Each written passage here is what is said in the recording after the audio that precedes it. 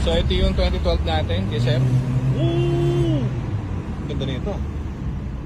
Ganda pala na shifting nito. So last test drive natin to. Pa-coding kasi to eh. Babiyahin na ni sir ng ano to? Marinduque? Ano to?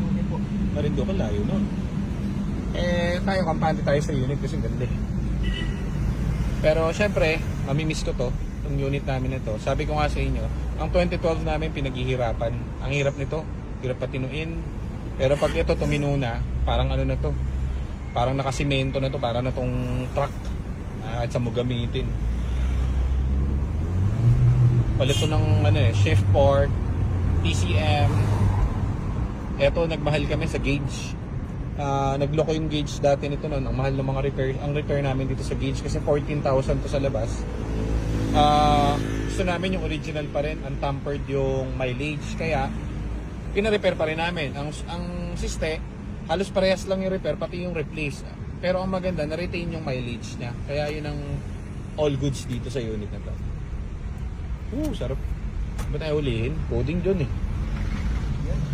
Shoutout naman dyan. Shoutout po, napakaganda ng unit. Shoutout mo sa inyo. Shoutout dyan sa tropa mo. Binangonan Rizal. Dito po kayo. Solid GTA cars. Di-detail ko kayo. Sabi mo, di-detail ko kayo mga taga-Rizal. I-detail ko po kayo, yung mga walang ogles dyan. Okay. So, eto kahit isang error wala. 0. So, bago namin ma-attain yan, siguro mga isang linggo. Pati yung mga mechanic natin sumakit ang ulo. Pero, basta meron kang PC, labas ka ng labas. Kahit anong makita nila, sige palit, sige palit, sige palit.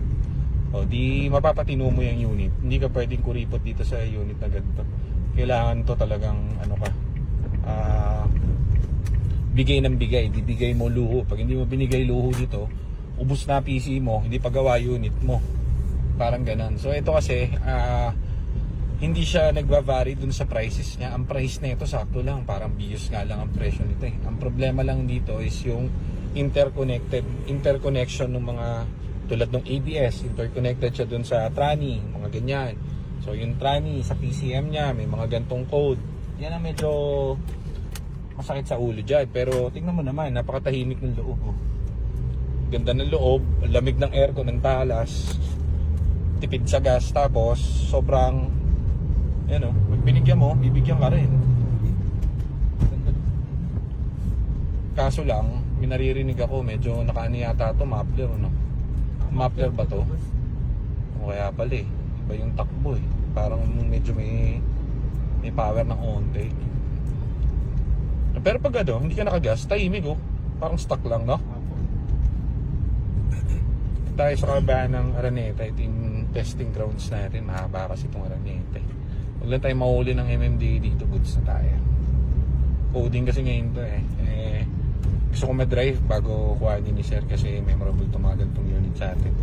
Mas memorable to kaysa dun sa mga 2040 natin kasi 2040 natin saglit lang gawin eh.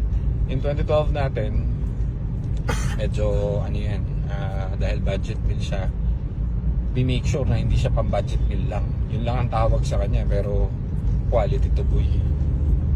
Kaya yung iba pag bibili kayong ganito, hindi na makikita nyo lahat naka-check engine, maraming ilaw. Yung sa amin 0-0, talagang hindi po pwedeng meron dyan kahit isang ilaw.